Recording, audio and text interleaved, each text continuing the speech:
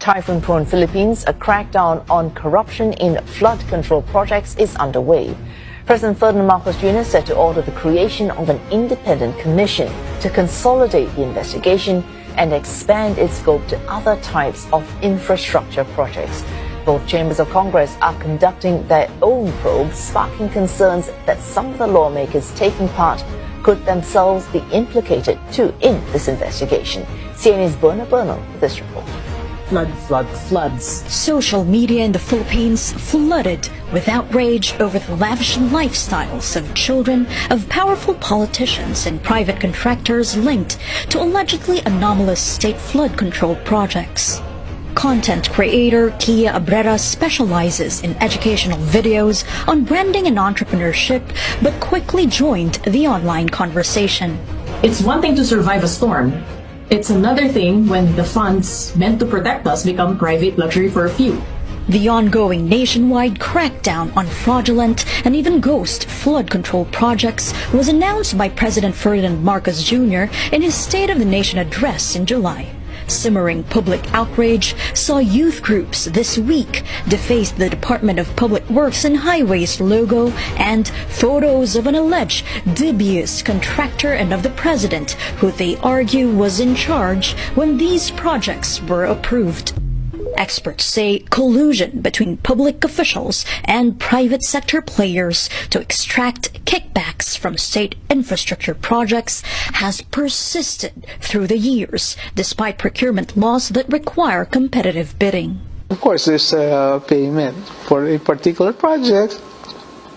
One contractor wins automatically, but then in other projects, no, the other contractor wins. But then they also have some spoils from the bidding. Our own study showed that even the private sector, they are tolerant of corruption, probably because corruption gives them certain advantages. Public policy expert Eric Batalla adds anti-corruption drives in the Philippines suffer from a politically vulnerable justice system. This court, the Sandigan Bayan, is where those accused of graft and corruption in government are tried. But rarely are high-ranking officials even charged.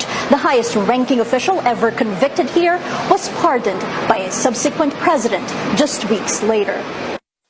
Experts argue anti-graft institutions, including those in charge of campaign finance monitoring, state audits, whistleblower protection, asset recovery, and prosecution, need to be empowered with more resources and autonomy. Corruption studies researcher Cleo Kalimbahin says the failure of such integrity institutions over time creates a sense of impunity. This outrage, and it's being translated to satire or memes, is a good start, but it shouldn't end there. I mean, we really need to be able to demand for accountability.